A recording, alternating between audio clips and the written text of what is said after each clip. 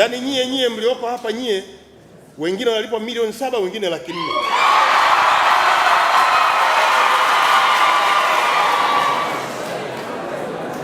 Tunao maafisa utumishi, sheria za kazi zipo. Afisa utumishi upo, hili nalo lisema unalijua, la kwamba watumishi wako mna gepu kubwa ya mishahara.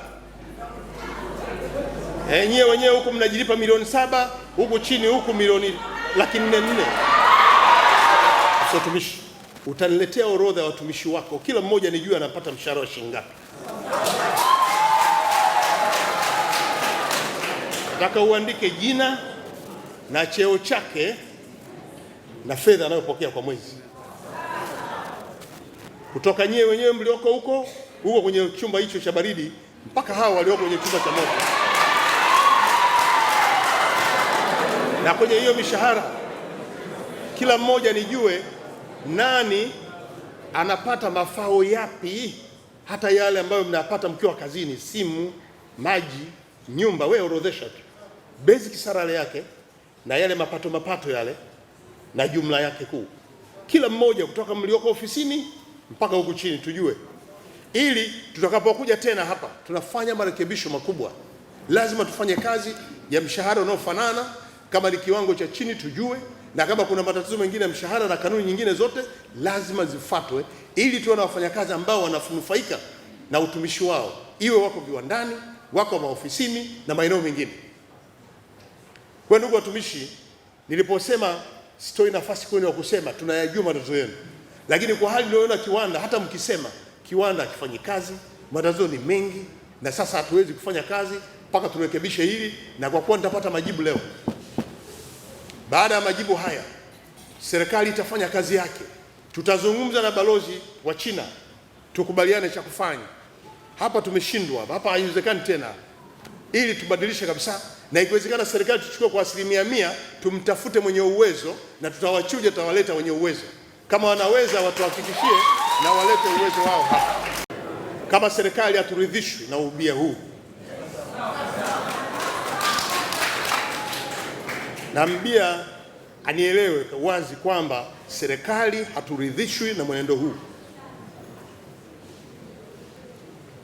Tulitarajia tutazalisha kanga, tulitarajia pamba yetu tunayolima tuilete hapa ichakatwe, tupate nguo humu tuachane na mitumba, lakini jitihada hizi zitataka kuturudisha kwenye mitumba.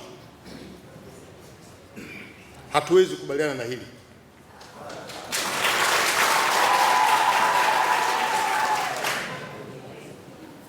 Kaimu meneja mkuu ameeleza watumishi tumewapeleka likizo, waliobaki hapa wachache. Hayo sio malengo yetu. Mtumishi ataenda likizo kwa mujibu wa kanuni za utumishi tu, mwezi mmoja, alafu atarudi kazini. Toka mwezi wa 12 mpaka leo tuna miezi 6, nusu mwaka. Mtumishi anaishi huko, hana uhakika.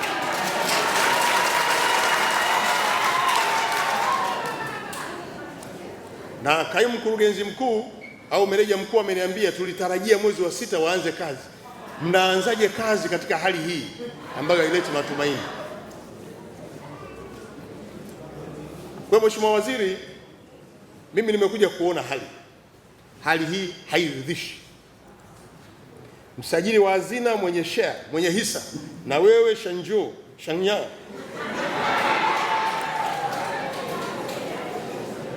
ubia wenu hauna tija.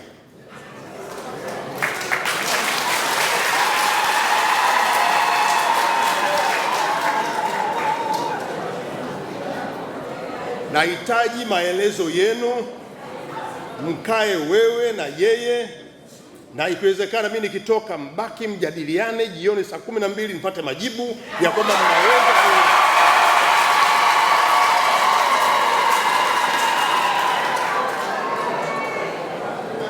Na Mheshimiwa Waziri, wewe mkuu wa mkoa, muongoze mjadala huo na mtoke na maazimio. Mimi nitakapomaliza futuru nakutana na nyie ili mniambie maazimio yenu, na kama haiwezekani mvunje kabisa ubia huo, ili tujue hatuna mbia, tutafute mbia.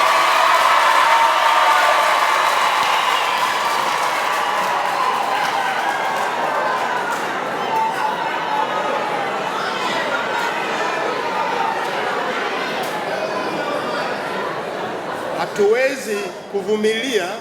Tunasema tuna mbia mwenye mtaji, tulisema mbia lazima awe na mtaji. Hakuna teknolojia, tulisema lazima tupate mbia mwenye teknolojia mpya, lakini pia aendeshe shughuli hii tukijua kwamba hapa kutakuwa na ajira endelevu. Hakuna ajira endelevu, halafu tubaki tunamwangalia tu. Hatuna sababu hiyo, bora atuambie amekwama, aondoke, tutangaze vinginevyo.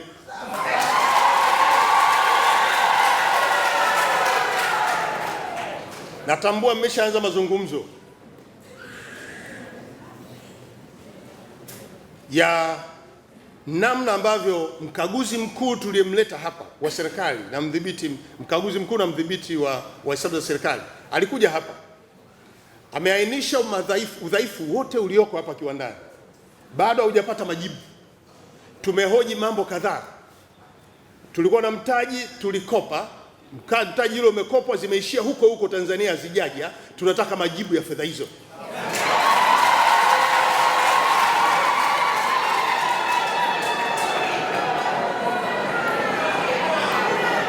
Kama fedha ile iliyokopwa kwenye benki ya Exim ingekuja nchini, tungeweza kuziba mapengo na kufanya kiwanda hiki kiendelee kufanya kazi. Sasa kwa sababu fedha haijaja nchini, tunataka maelezo, fedha hiyo iko wapi? Lakini mbili, mitambo yote niliyoikuta hapo imenunuliwa mpaka leo haifanyi kazi kutoka miaka 5-6 iliyopita. Nataka nipate majibu, ililetwa hii ikiwa mizima au vipi? Yote hayo nipate majibu. Lakini mmeng'oa mashine magodauni 3.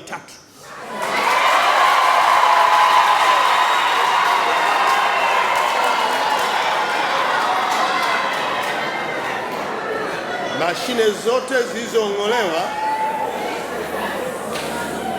tumeambiwa mlikuwa mnataka kuleta mashine mpya. Leo tuna miaka 5, mashine mpya ziko wapi? Na zile mashine zimeenda wapi? Kama mmeuza, ameuziwa nani? Ili majibu yote serikali tunayataka, na mzungumze leo mpate majibu, kwa sababu wahusika wote wapo. Nimeambia mwenyekiti yupo, anajua kila kitu. Kwa hiyo mkae mjadili, wakishindwa kujibu wapeni nafasi wa China wakakae peke yao, walete majibu mbele yenu, ili na mimi leo nipate majibu.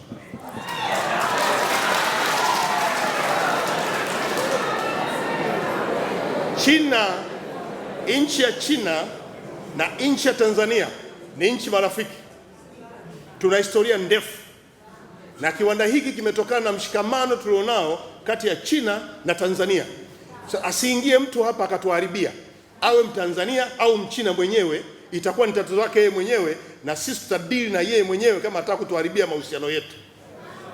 Kwa jambo hili la urafiki lazima liimarishwe kwenye mjadala wenu, na bora kama hawezi kuendesha aondoke, tutafuta Mchina mwingine kama ni lazima, au tutafuta mtu mwingine yote mwenye uwezo wa kuendesha kiwanda hiki. Malengo yetu, mahusiano yetu Tanzania na China yaendelee, lakini kama kunatokea mmoja ataka kutuharibia, hatuwezi kumvumilia. Wapo wafanyakazi ambao hawajui mahala pengine katika maisha yao, bali ni urafiki. Wanapategemea sana na wanapapenda sana, lakini kiwanda kimekutana na changamoto nyingi zinazoelekea kudidimiza kiwanda hiki, na nyingi, Mheshimiwa Waziri Mkuu, niseme ni za kutengeneza, yani man-made. Tunaamini sisi wafanyakazi kama wazalendo tumepigana vita tulivyotakiwa kupigana katika kujenga uchumi kupitia kiwanda hiki, na sasa ni muda ambao ni wa kujitetea, tusiendelee kudidimia, na ndio maana tunafurahi sana kukuona hapa ili tueleze hali ya kiwanda ilivyo na wewe uweze kuiona.